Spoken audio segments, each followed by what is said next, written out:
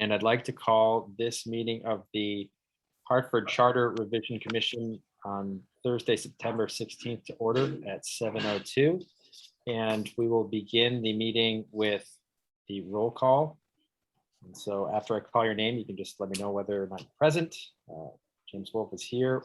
Raul De Jesus. Present. John Gale. Alexandra Aponte. Aruna Naralampalam. Steve Bonafonte. Vicki Gallen Clark. Present. Tamora Harrington. Ken Kennedy. Kathleen Kowalishin. Here. Melvin Medina. Present. Yadira Rivera. Bruce Rubenstein. Here. And Ian Smith. Okay, great. We have a light meeting this evening, so or a lightly attended meeting. I'll note that Commissioner Kennedy is here.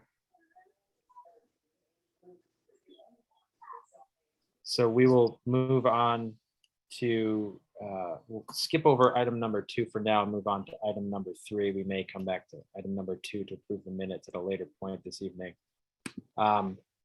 And so before we get to item number 3, the conversation with Attorney Mednick regarding changes to Chapter 10 of the Charter, I just wanted to note that at our last meeting, we discussed making a motion or a set of motions to approve changes to Chapter 10 of the Charter. But as you can see from the document that I sent around yesterday that Attorney Mednick is working through, it remains a work in progress. So Attorney Mednick and I had a conversation about how other charter revision commissions he's worked with have managed the drafting process. And they've utilized a consensus-driven model, which has seemed to work well in other municipalities. And I think it's appropriate to utilize here in Hartford. So Steve, do you want to provide us with some insight on that? And Sure. We can then employ that here going forward. Sure. Well, thank you, Mr. Chairman. The consensus has worked very well. The only place where it ran into a problem, I think I told the chair the other day, was guess where? Hamden, but only at the end of the process where the minority party was really just trying to make political points. But it's a perfectly legitimate approach to the process. And what we do is, as you can see, we carefully draft and give you red lines of documents as they're running through the discussion process. So there's a very clear path, a very clear record that shows what has been done, what I've been instructed to do, what the commission is approving by consensus at this point. And at some point in the process, you'll take a final vote. You may vote separately on this item if you think that's necessary at some point, or you'll vote on it as you go through the entire document. So once we reach a point where there's a pretty good sense that we're done with this section of the charter, I will then take what we call, this is action item 1. It's probably the third or fourth version, second or third version of action item 1.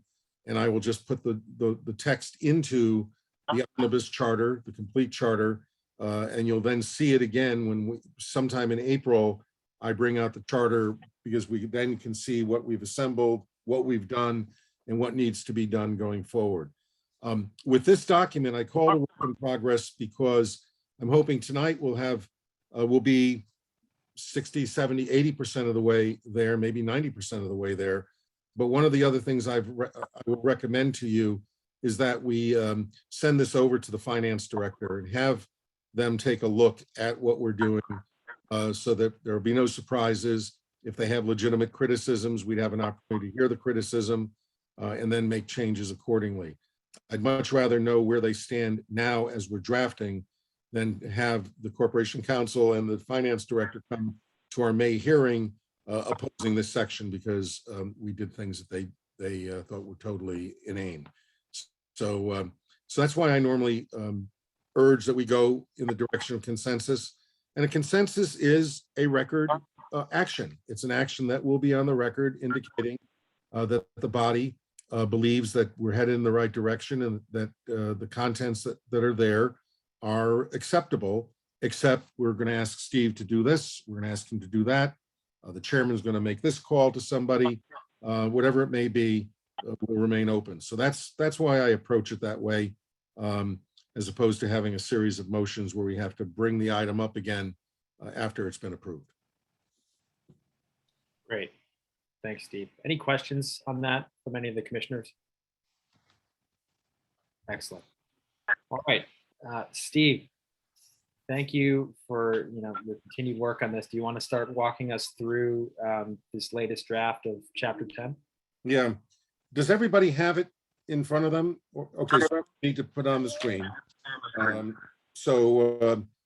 You'll see that there's a lot of new language in here.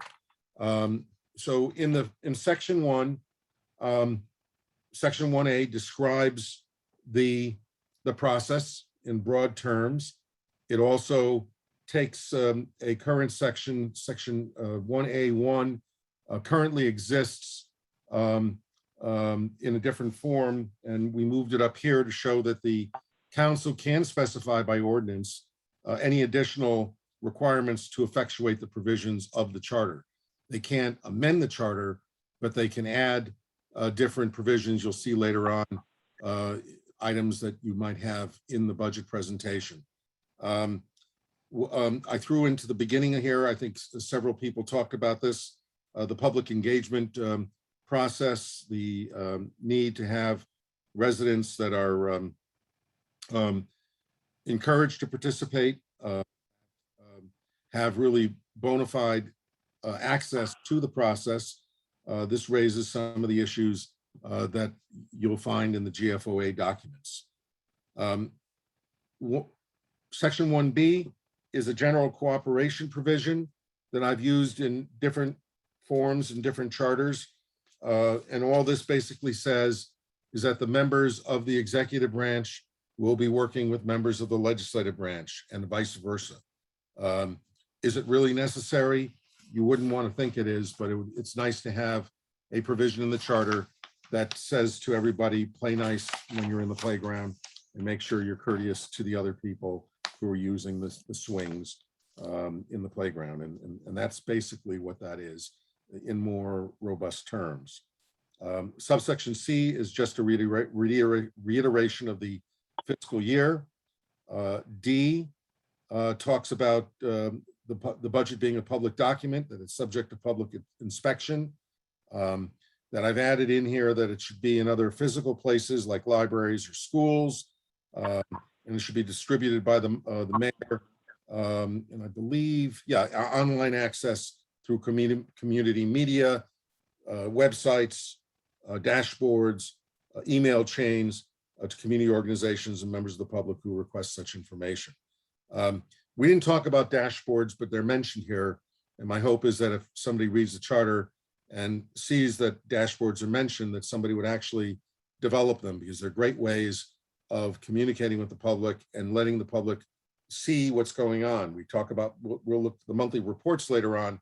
You can do those monthly reports in a good dashboard if you're smart about the way you do it. Are there any questions on section 1? Nope. Steve, I have a couple questions about section 1. Yep. So in section 1D,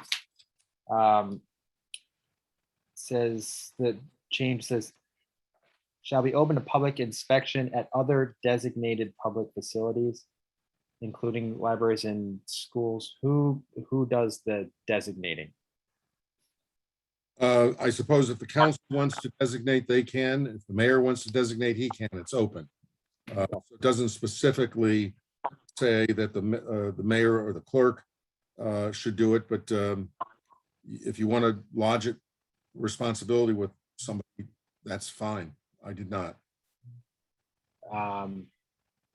So that was a conscious decision on your part to keep the responsibility. It was just broad. I mean, if you want to give the responsibility, it's kind of a city clerk type responsibility. You have a different kind of structure for city clerk, so that when the city clerk gets something like this, you might designate the city clerk as the party who should distribute the documents.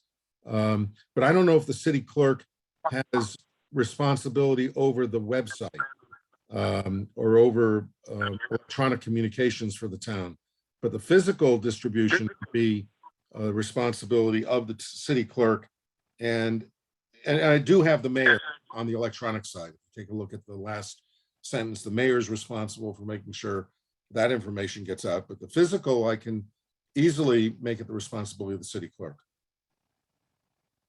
Yeah, unless folks object, I think that makes sense. Commissioner DeJesus, I see you have your hand up. Yeah, so I like the fact that it's open because it is a collaboration to get the information out to the community. So right now I know that Hartford 2000 teams up with the NRZs. Different NRZs do their own requests for budgets. I know that the communications department from the mayor's office does collaborate with that, human services. So there is a collaborative effort to get the information out there. So I think leaving it open keeps this continuity of getting the word out, and I think it should be all hands on. And I think that has been one of the best parts about it. I wish that we can get to 4 places, but I think there is a good collaborative effort already within the city to get the information out there. Can we do better? Yes, but I think keeping it open allows more people to get their hands on it and distribute it to the community. Okay. So when we're talking about keeping it open, what exactly do you mean by keeping it open? What are you trying to keep open with regards If we designate a certain department or office, I think it limits that the process of distribution of the budget, I think. And I think, yeah, the town clerk does his legal part, which is, clearly make all the postings to newspapers and have the actual document there. But other departments have better ways of communications, and there are some silos, like the libraries on their own media distribution list. The Hartford NRZs have their own social media lists and stuff like that. So I think when it comes to getting the word out, I think about the budget or having it public, I think each administration should deal with it separately, and they can assign themselves who's going to be the one responsible for distributing or making sure that it's out there. Most likely, the mayor's office is going to take care of that. Steve? What if I added language at the end of the, did I interrupt Commissioner DeJesus? Okay. If I added language at the end of the underlined, the new language at other designated public facilities, including libraries and schools, what if I added the following clause as may be determined by the mayor or the council? Because those are the 2 major players in the budget process. And so the council can direct by order that it go to other places besides the libraries, that it go to. That's correct. So I mean, it broadens it out, but it does say somebody better be looking at this, which I think is the point the chair might have been making. Yeah. I guess my ultimate point is I want to make sure that someone's responsible, because if no one's responsible, then it may not get done. That's my issue. Does that clause work for you, Commissioner DeJesus? I think it does. I think the language, I think we have not changed. I was reading it. It did not change much as to the responsibility, the legal responsibility that the town clerk has. So I think that office responsibility continues to be the same. But I think that language opens it up to other people to be able to either get involved or hired if they have to do some consulting or something to bring it out to the community. Just opens it up a little bit more, for other people to help out with the process of getting up the curve.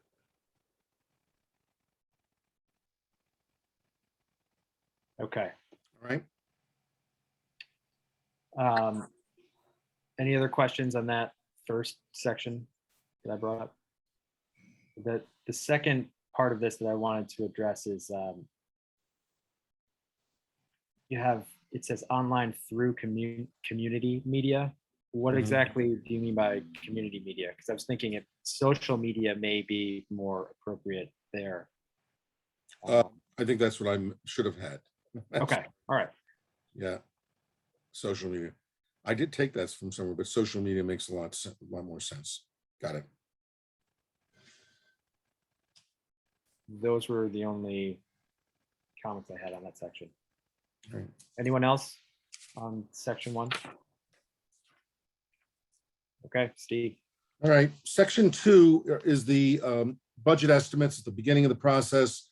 I think we agreed that the mayor would set the date. So we haven't changed anything. In 2A is current language, 2B is current language as well. We start to make the changes in C, where we talk a little bit about what should be in the budget estimates. So C1 is new because we currently are silent on that issue in the charter. And this simply says that the mayor or his designee or her designee would furnish a form to what I'm calling budgeted entities, all the departments. And we're going to have a defined term. Remember I talked, we're going to start creating some definitions and throw them in the beginning. So at some point, you're just going to see the word budgeted entity here because we'll define it in another place. But right now, this is where we're defining the term budgeted entity. So they each have to fill out the forms to provide the requests, to provide the information to the mayor relating to performance measures, service levels, differentiating of services to people of the city, in terms of policy and service design, priorities in the planning, budgeting, and management of public services in compliance with, and I talked about this last week, objectives of the Plan of Conservation and Development, as well as the impact of collective bargaining agreements on the cost of budgeted entities, including but not limited to contractual requirements, returning to shift, deployment of equipment, calling requirements, and minimum staffing requirements. We'll see this a little later in the budget sections, and I may do some refinement of this language.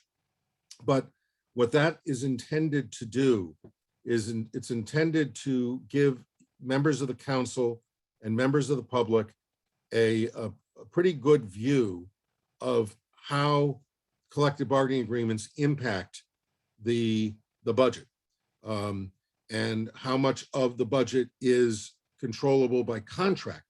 Not saying that's bad, that's just the reality. Because I had a colleague when I served on the Board of Alders many years ago, and he always said, well, why don't we just reduce the budget by 10% across the board? And that's when I learned you can't really do that with a municipal budget because there are so many outside sources of responsibility, and collective bargaining agreements, being the principal one, have the force of law. So you can't change a collective bargaining agreement once it's in effect unless you get agreement to change the collective bargaining agreement. This will show the public how much of the budget is affected by collective bargaining agreement, and the public and the elected officials can make a determination, this is fine, or maybe we need to fix the collective bargaining agreement. But if you don't have a baseline for the information, you won't be able to fix the problem if there is a problem. So that's the first you'll see of that. You'll see it defined later on in the document as well. Subsection C2, again, is a new section. And this is where we introduce the concept of the estimates for capital projects. Some of this is, if I'm not mistaken, recodification of the second sentence of current section 9, but it also adds some other, quite a bit of information to it to give you a sense of what we're looking at. And with the capital budget, we're looking at 5 years going forward, the ensuing 5 years and the current year going forward, so that you have a sense of how long these capital projects will be in effect.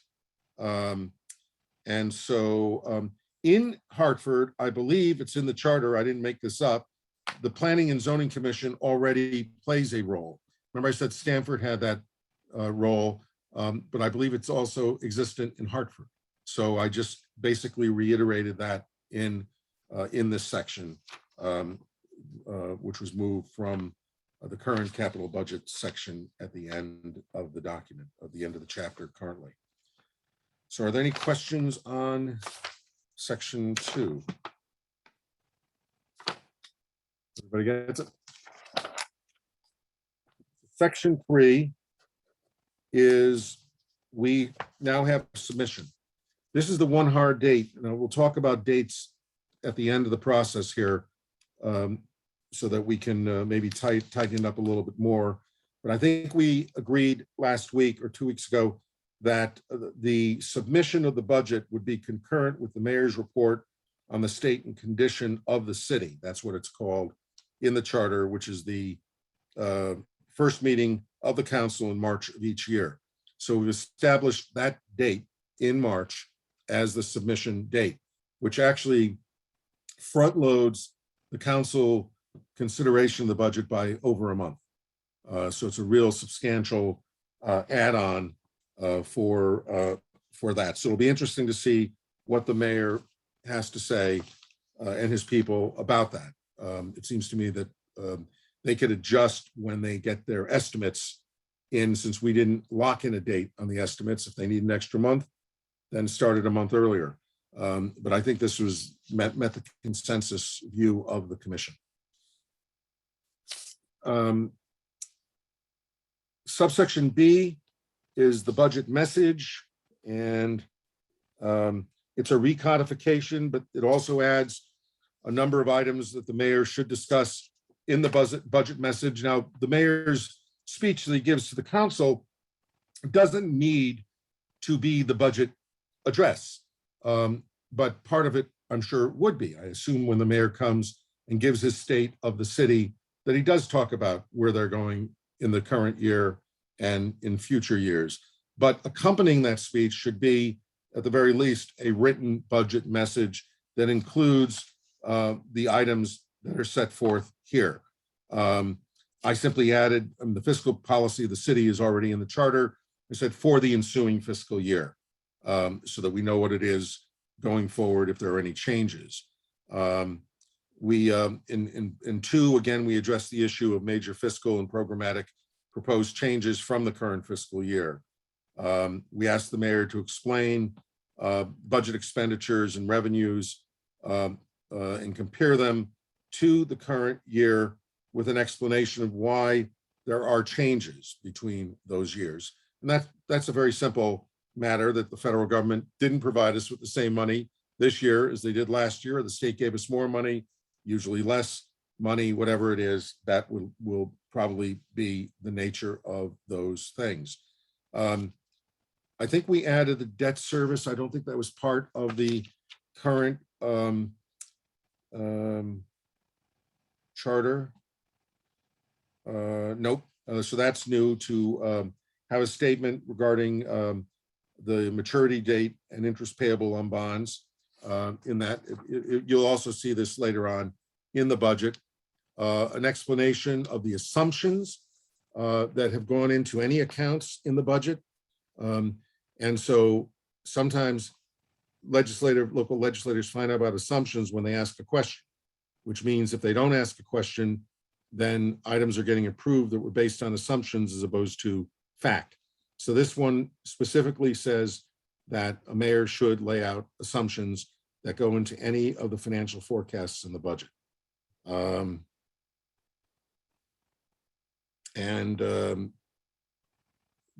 Again, addressing the issue of the plan of conservation and development, to lay out the provisions of the budget to comply with and advance the objectives. Again, this was actually a good idea that I've never put into a charter that came out of the Hamden process. Somebody actually raised this, and municipalities are required to adopt these plans. Well, this actually gives purpose to the plan, because it's got to be taken into account, which forces administrations, and I'm sure your mayor does look at these things, but a lot of mayors do not. The plan gets approved, it gets dusty, and it is no longer operational. So I think that, does Commissioner Clark have a question? Yes. Okay. The way your hand was raised. Yes. You Through do. you, Chair, I have a question for Attorney Mednick. It's a clarification. So I Yep. thought that last time we said that we would include in the budget message a statement or some type of reference to budget by priorities.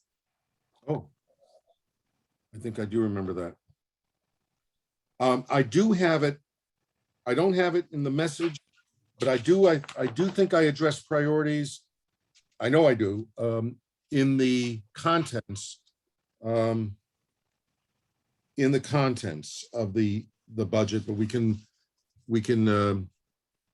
lay it out in both places. I can't find it quickly.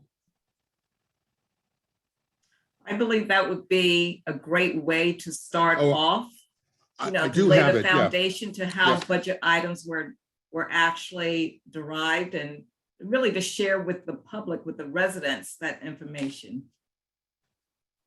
Yep.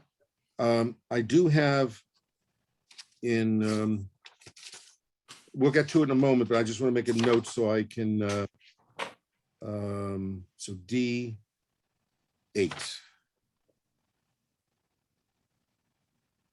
Section D8. All right. So if you go down to section D8, we'll see it in a few moments. We'll see the language, but if you want me to move the budget priority language into the message, let's look at it in a few minutes and agree that something similar to that should be in the budget message. So I'm sorry I didn't carry it through in the message, but I did put it into the budget.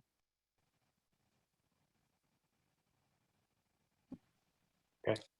Any other questions on that? We also require in here, and I know one commissioner at least raised a question about the status of boards of education a little earlier today. I won't name names. We require a budget message from the Board of Education because it's their budget, their lines in the budget. The bottom line is the only thing that can really be affected. But again, it's another opportunity for the public to see what is in the Board of Education budget.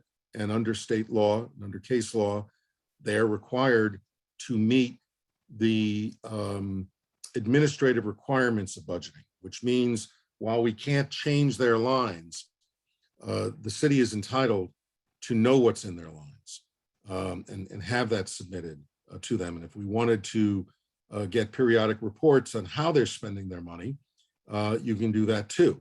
We just can't tell them how to spend their money, but you can certainly establish laws that govern that so the public can get to see how boards of education spend their money. We'll talk about it at the next meeting, but boards of education are departments with unique authority.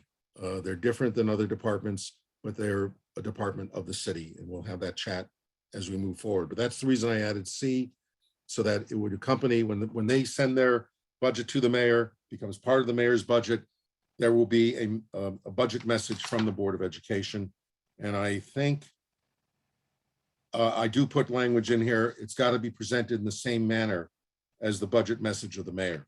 So they need to look at these other issues and explain them as the mayor explains in the rest of the general fund. So that's subsection C.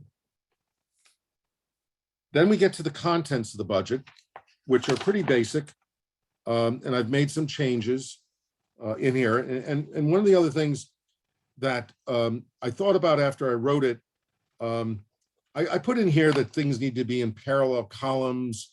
And when you guys read it in some detail and really look at it, I think we should leave formatting up to the mayor and the budget director in terms of how they format whether things should be parallel columns, maybe a little too prescriptive.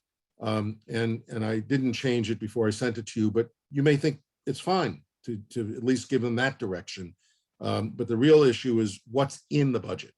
And if you go through it, it's the actual revenues collected in the last completed fiscal year, so you know what they've collected, revenues collected during the current fiscal year prior to the time of preparing the estimates, so that so that you get to see what's come in during the course of that year, remember, you're still in the fiscal year, so we're not going to know completely.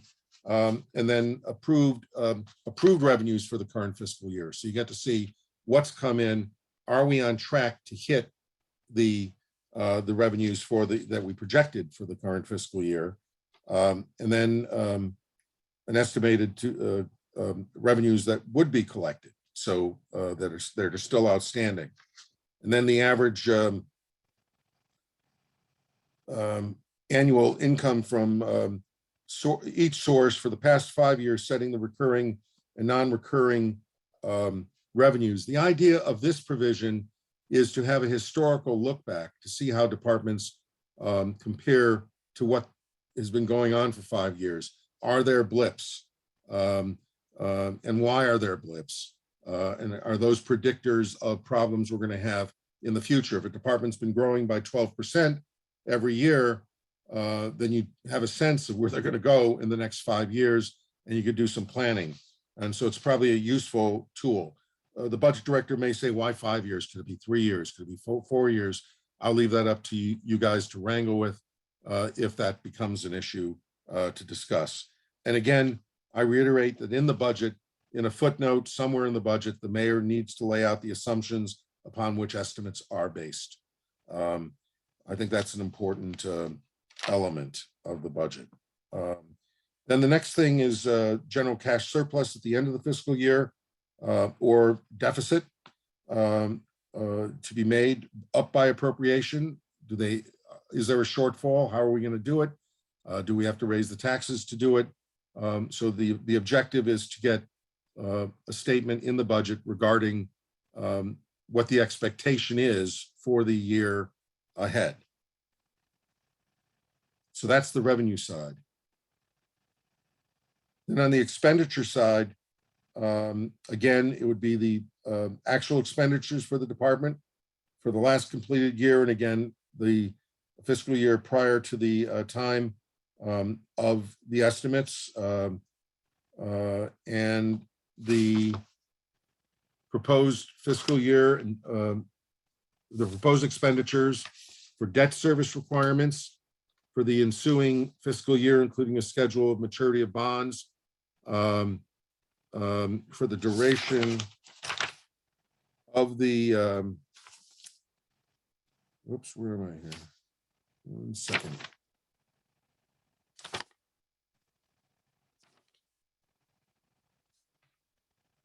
Second here. This doesn't look right.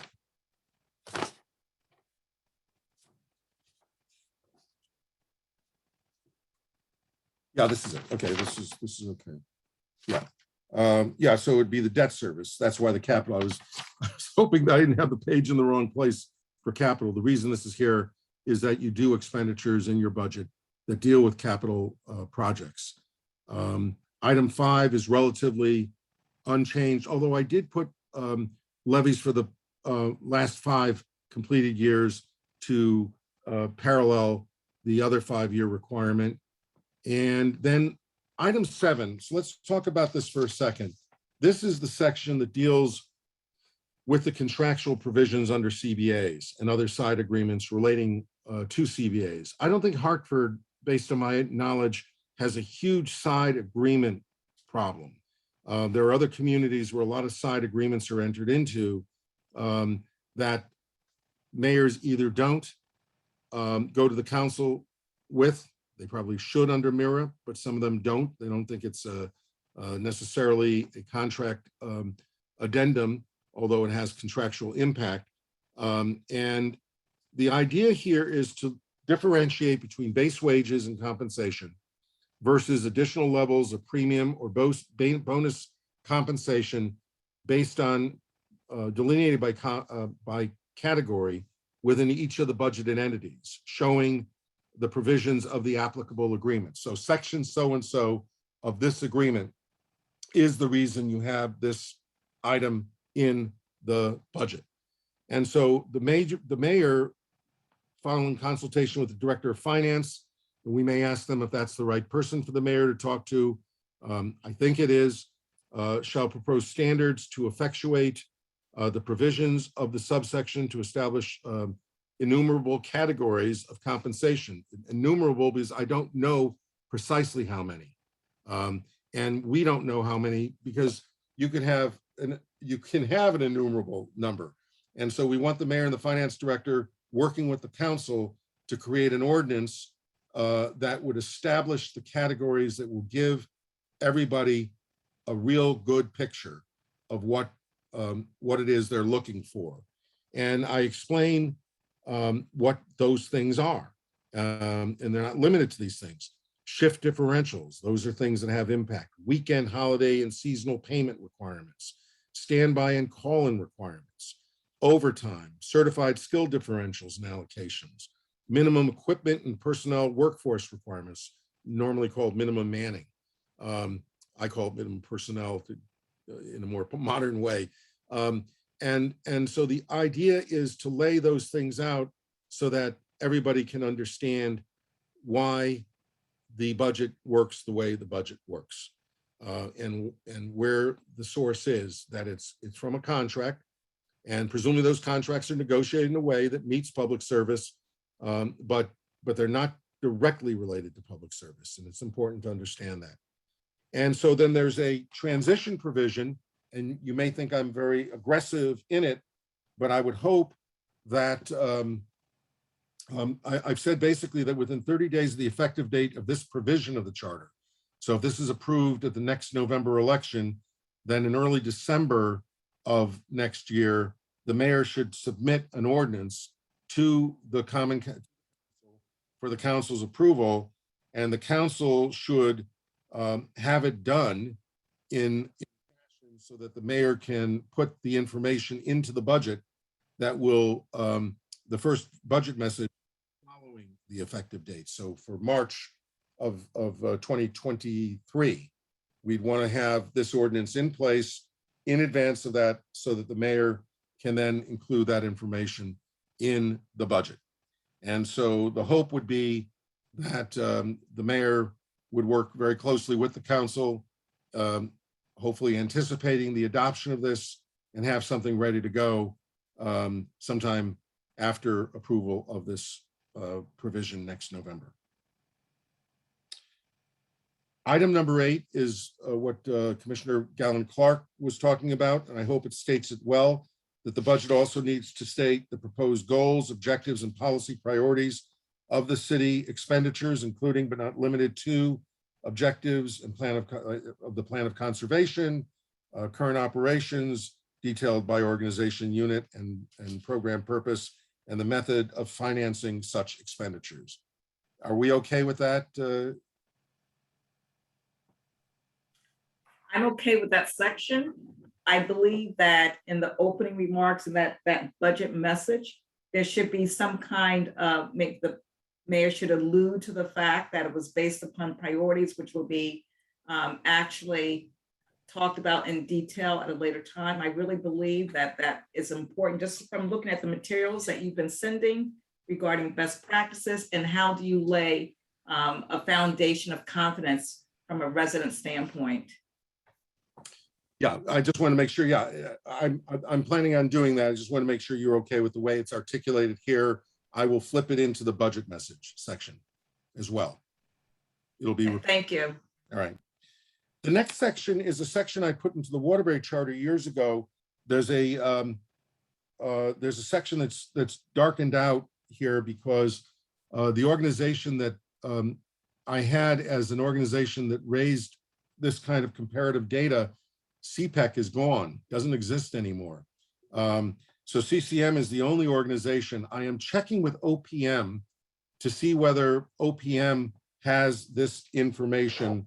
If they don't, they should, but I'm not sure they do. And so it may just be CCM and any other organization that may do it in the future. But the idea here is to have in the document, in the major services, comparative data. How's Waterbury budgeting in this area? How's New Haven budgeting in this area? How is Bridgeport budgeting in this area? I mean, so it's a pretty, in fact, if CCM doesn't have the information, somebody in the finance office should be able to look at the public budgets of these other communities and come up with it. You don't have to go and look at Willimantic or Colchester. We're looking at the larger cities. It doesn't tell you how many. I think if you go to the top 5 cities in the state of Connecticut, I can't imagine the council will be upset because you didn't go to the number 6. And so is that section. That's how that works. Question through the chair on that last section. The comparative data, Attorney Mendick, would that be by budgeted entity or general services like education, public safety, something like more general? It's the cost of major services, so I kept it broad. We're asking the mayor to provide a lot of information, a lot more detail, not a huge amount more detail, but some more detail. So I think it's major services. So I think it would be overall police budget, but it's got to be apples to apples. I think one of the things we're hoping to prove in this, the information that we're seeking, is that we don't want you to compare the current base wage line of the police department against all of the wages of another police department. So it's got to be kind of an apples to apples kind of analysis. That's helpful. And then I just backtracking 1 second back to number 7. So if I understood you correctly, this would be an area where, say there's a contract that has determined the base pay of a city employee, but in the contract, for whatever reason, laundry services to pay for uniforms is negotiated. That section would show up here as like separate from personnel costs. We budgeted, laundry services and equipment stuff, and this is the total sum, just so I understand. Yeah, I didn't, you're right. Laundry, there's also, it could be educational services. All those things could be pulled out and shown, because I think it's important to see what those elements are. The ones that I look at more are the ones that add premium compensation as opposed to a service. Public works, traditionally, I think there's a shoe allowance in a lot of public works contracts. There's uniform allowances in police and fire. As education allowances, that they'll also go into that. And that would be interesting to track as well, to see how many of our people are taking advantage of those provisions and how much it costs the city. I think it's a good thing, but it's a good thing to track as well. But I'm looking more at the supplemental compensation that people receive and why they receive it. The last thing that I added here, I forget who among you was pushing for this. I don't have those notes since I'm looking at the final version, is I do add that revenue sources other than the tax levy shall include enterprise funds, special revenue funds, grants and forfeiture, imposed fine and recovery funds. I think it was Commissioner Medina, now that I'm looking at his face, was interested in some of the forfeiture issues. I think I captured that, and we'll continue to look at the language. Commissioner Kennedy has a question. And it's Commissioner No. Kennedy too. No, so. that was me in the police department. Yeah. All right, sir. I'm sorry. No, I was just saying hello. Okay. But I think me and Commissioner Medina are on the same page on this one. We're like, and I appreciate the language. That's actually very good language. All right, good. Thank you. So I capture that. Good. So then we go to the capital budget, and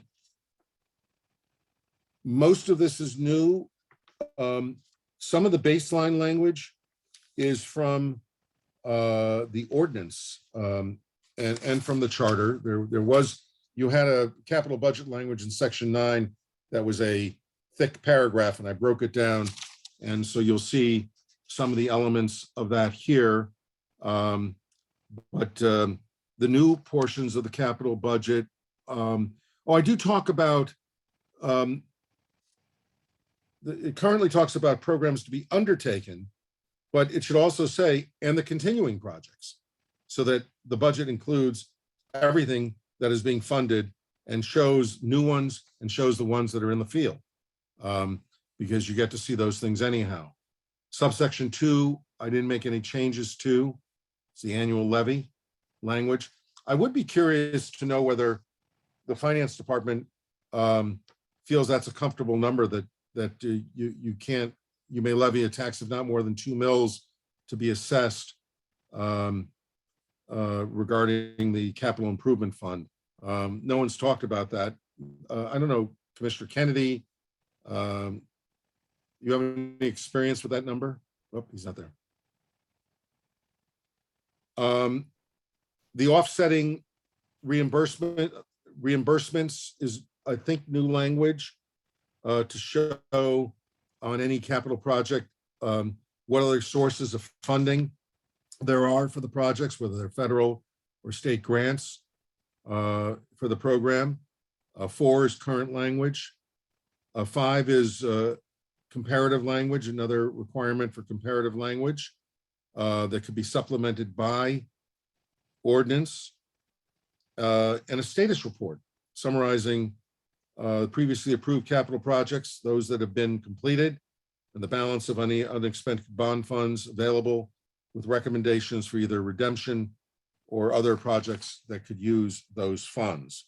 And then finally, any other pertinent information that the council would want to include by requested by the council or required by ordinance. So if the council puts in a request, the mayor should do it. If the mayor doesn't do it, they'll probably adopt an ordinance requiring the mayor to do it. So Council, I have no experience with section 2 there. all right. Just to let you know, I one time put $10 million in the capital improvement budget, and no one said anything to me about about any limitations. Yeah, so that would be an interesting question to see what that amounted to, because I want to make sure you don't have a provision in the charter that because somebody didn't raise it doesn't mean somebody can't raise it in the future. And what is the responsible standard? So I may want to talk to the finance people about that, because I did look at that, and that number's been, I've been doing your charter. It's my 4th charter revision. I've been doing this from 2002. That number hasn't changed. And that's 6 million. That's about $6.2 million. And I do know personally, I put in money for stadium renovations, and that was $10 million at one shot in a capital improvement budget. No one batted an eye. So. All right. So I think I want to raise that question mainly to make sure that we have a reasonable standard. That's all. Everybody okay with section 4? Any other questions? So here we now get into the deliberations by the council. And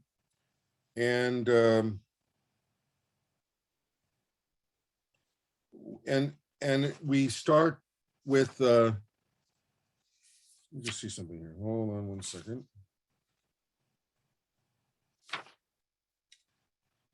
Oh, okay, I'm sorry. So the public hearing, we had the date way back in section 4. The public hearing, there's a date that's no less than 7 days, no more than 10 days after the mayor submits the budget. That's the initial public hearing, or the public hearing on submission, we're calling it. There's a final public hearing. I think we agreed that the final public hearing would be held no more than 10 days, nor fewer than 3 days prior to adoption of the budget by the council, as set forth in the charter. It's a date we will establish. I added another provision that it's self-explanatory. I mean, I don't think you need the provision, but again, going to the point of public participation, I think it's important to have a provision that says to the public that there's an option for more public hearings. And so if members of the public want to say, we'd like another public hearing, the charter says you can do it, we'd like you to do it. I think this gives just a little another trigger for the public to be able to say that they want to play a role and participate in a public hearing. And so I threw that provision in there. I've used it in other communities as well. Subsection meeting notice. Again, this will be one of those defined terms, so don't worry about the language that's in it right now, because I'm hoping that we'll define a standard term for meeting notice that will apply to all boards and commissions in the city, and will be thrown up in the front of the document. The modification section, I added the word line in B1A and B. I think it's clear, but I think with line in it, it's even clearer that line item authority exists. Belts and suspenders. It's fine. All right. B2 is not new. It's basically what is currently in there.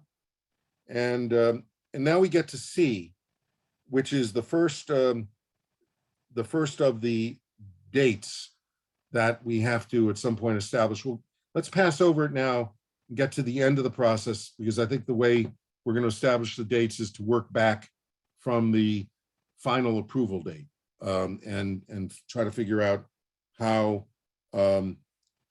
we should set these dates. But this will be a date later in the month of May, because I think we want to try to work toward an early June approval, not the first day of June, but sometime early in June. And so we work our way back to something in the 20s in the month of May, but I don't have the locked in date at the same time.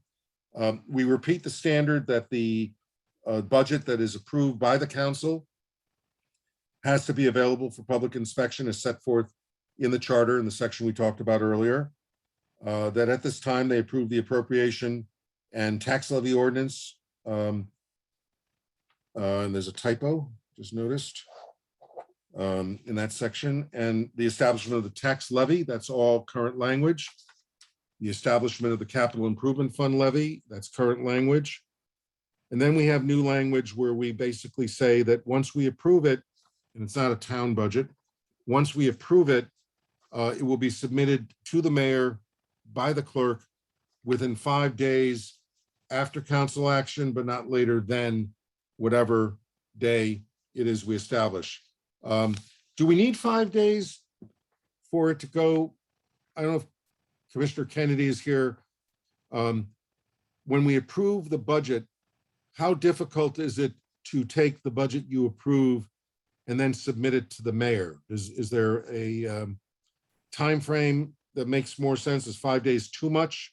5 days may be too long in terms of, particularly if you're trying to make sure we can get out the tax levy in time, sometime in June, depending on how the process works out. I mean, I think 3 days is fine. 3 days? The mayor seemed, it may be the only time that the mayor was completely on top of what the council was doing and reacted very quickly to any changes the council made with this budget, usually well within the time frame. I think 3 days is fine for them. They'll respond very quickly as well. All right, good. So then that we'll have the 3 day standard there. We'll lock in a date at a later point. The failure to adopt the budget is current language. I've added the term default budget so that if the council doesn't approve a budget by the date that's in this charter, the mayor's proposed budget becomes the budget in effect. I'm sorry, the budget is adopted in the preceding year becomes the budget. That's the current standard. Another one of my communities, the real lever is that the mayor's budget becomes the budget. And that really is a reason for the council to make sure they get their budget approved. But in Hartford, we're not changing that. It will be the budget from the preceding year with necessary adjustments. In D, we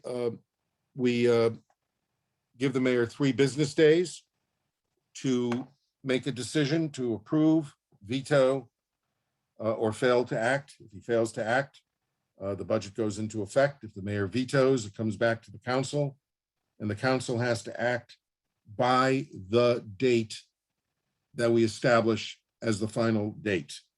And so maybe this is a good place to pause.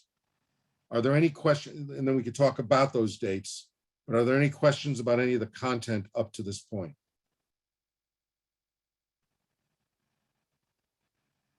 So let's talk a little bit about the date, the final date of council action, because at this point, there's nothing else except for the council to act. If the council doesn't act, the mayor's veto is sustained and the budget becomes effective with the impact of the mayor's veto in the budget. And then the council has to approve the ordinances to reflect that fact. They have no choice but to do that. So where do we want to end this process? Because that'll give us the ability then to work back and establish dates. You know, we know that that the administrators want to have as much time as they can get.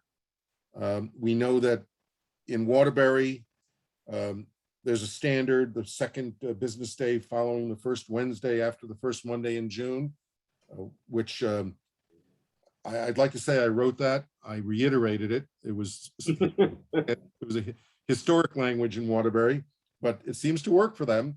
And I think that the chairman figured out what that date would be this year. I think that's 2 days after the legislative session ends in the long session. That's probably Right. why they did that. Yeah, that's probably why they did that. And then New Haven is on or before the first Monday in June, and that would vary. Currently, ours is a month out from the fiscal year, which would be roughly June 1st. And then Hamden has June 15th, which includes veto action and overrides. That's a real long one. So the Waterbury standard may not be a bad standard. It may take you where you want to be, get you long session. That's fine if you can write it maybe a little clearer. Just so that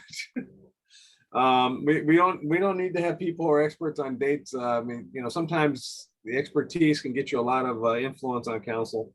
You know, I think that might be a little unfair to the rest of the members of to the body. I still like the second Monday because it's the same time as a council meeting. Because your first council meeting of every month is the second Monday, and the last one's the fourth Monday. If it's the second Monday, they've got to have everything wrapped up. That should give, hopefully, that's enough time for the state legislature to usually wrap up their business. What is the, Mr. Chairman, since you spent a lot of time in Hartford, what is the date of the June session? Is it a stationary date? It's the first Wednesday after the first Monday of June, which is why the Waterbury. Why Waterbury went with the way they that went. way. Yeah. It's drafted that way, so it will always be 2 days after the end of the session. That's my guess. I wasn't there in Waterbury, obviously. So the alternate language that would be clear would be 2 days after the close of the well, in the long session. Yeah, because they don't do it every year, so we have to figure something out. I'll leave this up to you. This is not a legal decision. This is more of a practical decision that you need to figure Well, out. I think you make it for the long session, and when the short session, that'll be clearly within the time frame. So you worry about the long session, so you would draft for the long session. And if James and other people are smart enough to figure out what that date is off the top of their head because of the world they live in, for me, I'd have to actually look at the calendar and but 2 days after that, the end of the session sounds fine. I mean, that's kind of the goal, what you're looking to achieve anyway. Yeah, and I think if we were to do that, it in certain years, it ensures that the tax assessor and the collector still have roughly 3 weeks rather than being faced with potentially only 2 weeks. And so, you know, that time would be helpful. Is the 2 days enough, or do you want to, could you push it for 3? I mean, how does that work? You're saying it's the, whatever the 2 days, what is it, 3 days after the session ends? Would be what? If it's 2 days, then that's the Friday. So I think if it's 3 days, that would be Then it Saturday. goes into the Monday. Okay. Yeah, or Monday, right? All right. So I guess it has to be the 2 days because you want it done by that Friday. Okay. Yep. Yeah. So are we agreed that that is a good standard? Yeah. I think so. Whether there's a Town of Waterbury is always scary, but okay. As a Waterbury native, I take offense to that. I'm a Waterbury native. Yeah, overlook The Waterbury. dirty That's where I'm water has a from. long tradition. Don't mess Oh, with I know. Waterbury. I grew up there. Yeah. I know the mayor will probably have a hard time following, if you hear this is a Waterbury standard that we're adopting in the Hartford Charter, but we'll figure that one out when we get to it. All right, so then I have an idea. I'll work back and lock in dates in the earlier portions. The rest of it, there were really no changes. Except I will point out that I do have the question into the finance director on the allotment system, but I'll ask her to get back to me on that when she gets back to me on the other elements of the budget. We did nothing on transfers, so I don't know whether I was hoping Councilman Gale would be here. But I don't think it sounds like transfers is a huge problem, because I think I did raise it at the meeting, so there was really nothing raised on transfers. The last section that I address here are monthly reports. And I know this is something that the vice chair is interested in, and I left in a couple of other standards, but what I basically did is I brought in the standard regarding appropriations, what we want to see on a monthly basis with regard to appropriations, revenues, budget surplus or deficit, where are we in the year, and any additional information that the council by ordinance may require to go into the monthly report, and again, make it subject, obviously, to public inspection. So I didn't know if there's anything else. Now, we have the ordinances on assisted projects, and we have the ordinance on overtime and overage. Do we want to include those things in this report? And the ordinances can still govern the particulars of that, or does this cover us? Does this get us where we want to be?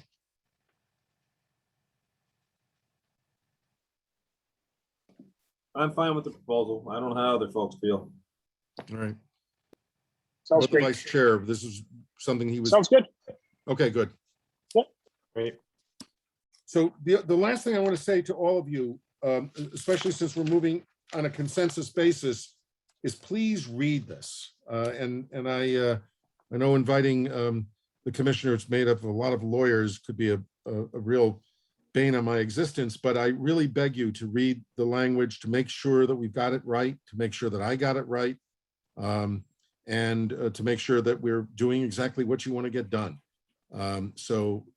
My plan is I'll talk to the chair tomorrow, tomorrow, and we'll, I think I want to send this over to the administration. I'll talk to him about how we should handle that, whether it goes to the mayor directly to the finance director, to get their views on this. And please read it. And at some point in the next few weeks, after we get tweaks, presumably from the finance director, I'll come back with another revision, show you the dates, and we'll go from there. Commissioner Gallon Clark. Is it possible, and maybe this is just for my sake only, when we come back to look at the dates, all the dates that have been incorporated in this, that we have a timeline, just a one-page timeline with the dates, so that we can see from a visual standpoint and Yep, look at that's any kind of impact? I do that for myself anyhow, so I'll make sure we do it, because I want to make sure that the dates work. Okay, great, thank you. I'll do That's a a great timeline. for idea, that. Commissioner Gallon Clark, because we could share that through Facebook too, to help demonstrate what it is that we've done here through this process. So And we'll show the proposed timeline against the current timeline. great. So that'll show. Thank you. All right, folks, thank you, Steve. We will go back to item number 2. We have a quorum, so I'd like to entertain a motion to approve the minutes from September 9th, 2021. So move. Second, Seconded. Motion's been made and properly seconded by Commissioner DeJesus and Commissioner Kennedy. All those in favor, please signify by saying aye. Oh, any? Aye. aye. All right, folks. I got ahead of myself. Any discussion? Assuming not. All those in favor, please signify by saying aye. Aye. Opposed? Abstentions? The ayes have it, and the motion carries. And is there any further discussion this evening? Steve? let's just, before we leave, so our next meeting will be a panel discussion on the Board of Ed, right, Mr. Chairman? And Right. we're going to have, one of the speakers we're going to have is a lawyer who does Board of Education law. We'll talk about the parameters and structure of boards of education. I thought it'd be useful to have somebody come in and talk about that. And the chair is lining up some other speakers on the local side of it. And that'll be the 28th. Am I correct? That's correct. The 20th at 7. We're just waiting to confirm one additional speaker, and then we'll roll out the agenda and let everyone know. And then the 7th of October will be the second panel, which I'm putting together, that will be what I call subject matter experts, SMEs, we call them, that will take a look at policies that you can consider as you're going through this, and then we'll end up in the discussions later in the month of October on the Board of Ed. I just wanted to make sure that we were on the same page. Thank you. That's right. And I just want to thank the commissioners too. I know we're going to have 3 meetings this month, which you know, a lot of folks may be a little surprised about that they're giving up an extra Thursday, but this will keep us on schedule, and it's typically better to get this done now rather than trying to squeeze in meetings on Saturdays or doing, you know, other things, you know, towards the end of this process, which can be difficult and even more of a strain considering the time of the year that we'll be wrapping up. So thank you all for your cooperation. And without objection, we will stand adjourned at 8:08 p.m. Thanks, folks. Have a good night. Good night. Night.